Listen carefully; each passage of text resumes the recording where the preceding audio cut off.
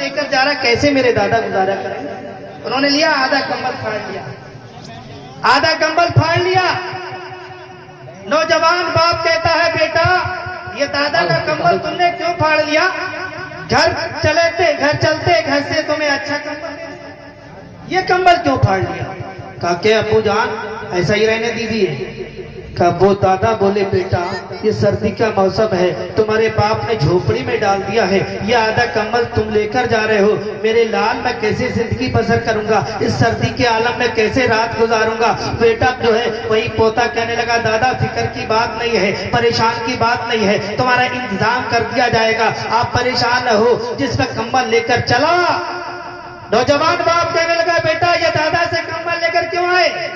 گھر کے اندر بڑے بڑے اچھے کمبل ہیں, بڑے بڑے بہترین کمبل ہے, کوئی سا کمبل لے لینا تھا, لیکن یہ تم لے کر کیوں آئے ہو؟ حضرات محترم وہی بیٹا کہنے لگتا ہے باپ جس وقت میں جوان ہوں گا اور تم نے اس بوڑھے باپ کو کمبل لے کر جنگل میں نکال دیا ہے, منگا جو ہے جنگل میں جھوپڑی میں ڈال دیا ہے, جب جوانی کا عالم میرا آئے گا اسی کمبل میں تمہارے لیے میں نے رکھا ہے, اسی کمبل میں لے جانے کے بعد جنگل میں تمہاری بھی جو ہے جھوپڑی بناؤں گا, جھوپڑی میں رکھوں گا. کہا بیٹا میں تجھ سے بڑی پیار کرتا ہوں, بڑی محبتیں کیا کرتا ہوں, بڑی شفقتوں سے میں نے تجھے پالا ہے, اے میرے لال کیا کر رہے ہو؟ کہا ابا جان سنو, آخرکار انہوں نے بھی تو محبت کی تھی, انہوں نے بھی تو شفقت کی تھی, تمہیں پالا تھا, پرورش کیا تھا, لہذا تم جو ہو اس وقت جو ہے اسے جنگل میں چھوڑ کر جا رہے ہو. آدھا کمبل اس لیے لے رہا ہو تاکہ جس وقت جو ہے میں جوان ہو جاؤں گا تمہیں بھی اسی جھوپڑی میں ڈال.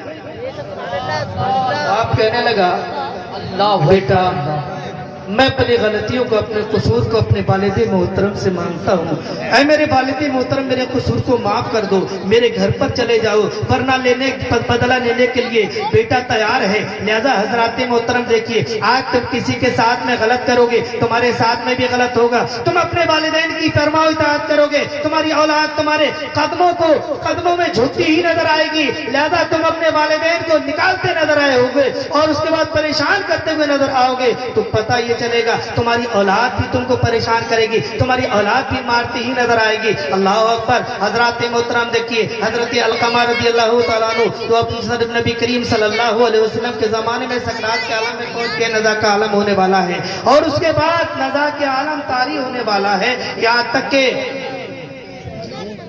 کسی شخص نے نبی کریم صلی اللہ علیہ وسلم کی بارگاہ میں عریضہ پیش کیا, حضور ہمارے محلے کے اندر نزا کا عالم طاری ہے اور ایک نوجوان اس کی جان جو ہے گلے میں حلق میں ٹنگ گئی ہے. جیسے کہ آج کے دور میں کہتے ہیں امام صاحب چلیے یاسین شریف سنا دیجیے تاکہ یاسین شریف سے آسانی مل جائے. وہی نوجوان پریشان ہے, اس کے گلے میں حلق میں جان ٹنگی ہے, کلمہ نہیں نکل رہا ہے. سرکار کی بارگاہ میں پہنچے, یا رسول اللہ تشریف لے چلیے. میرے آقا صلی اللہ علیہ وسلم ارشاد فرماتے چلو حضرت فاروق اعظم حضرت علی کی معیت میں تشریف لے گئے. آقا علیہ السلام جب تشریف لے گئے میرے آقا نے دیکھا اس کی گھرگھراہٹ گلے کے اندر نظر آ رہی ہے. پھر جو ہے اس کی ضعیفہ ماں کو بلایا, ارشاد فرمایا کہ تم کی اس کی ماں ہو؟ کہا ہاں ماں ہے. تو کہا کہ یہ بتاؤ تمہارے ساتھ میں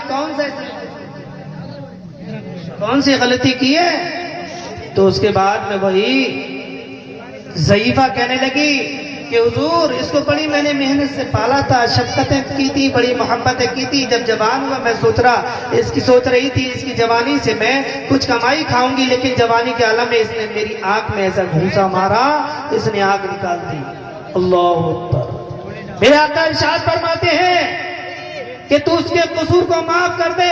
کہنے لگتی یا رسول اللہ اس کے قصور کو معاف نہیں کروں گی, اس لیے کہ روز محشر میں اپنے نبی کریم صلی اللہ علیہ وسلم سے عرض کرتی ہے یا رسول اللہ کی بارگاہ میں فیصلہ لوں گی, اس کا بدلہ لوں گی. میرے آقا ارشاد فرماتے ہیں علی اس کی چارپائی کو اٹھاؤ, فاروق اعظم اس کی چارپائی کو اٹھاؤ, اور یہ سامنے لکڑی کا گٹھا نظر آ رہا ہے, اس لکڑی کے گٹھے میں آگ لگا دو. آگ لگا دی گئی, آگ کی لپٹیں نکلنے لگی, آگ روشن ہونے لگی. اس وقت آقا کونین صلی اللہ علیہ وسلم نے ارشاد فرمایا اے علی اس کی چارپائی کو اس جلتے ہوئے شعلوں کے اندر ڈال دو. اللہ اکبر. اس جلتے ہوئے شعلوں کو اندر ڈالنے کے لیے حکم فرمایا. فوراً ہی ماں کی مامتا محبت میں معجزن ہوتی ہے اور تڑپ جاتی ہے, عرض کرتی ہے یا رسول اللہ کون سی ماں ہوگی, کون سی ماں کا ایسا دل ہوگا, کون سی ماں کی ایسی مامتا ہوگی اپنے سامنے اپنے لگتے جگر کو, اپنے پیارے بیٹے کو اپنے سامنے آگ کے شعلوں میں جلتے ہوئے برداشت کر سکے,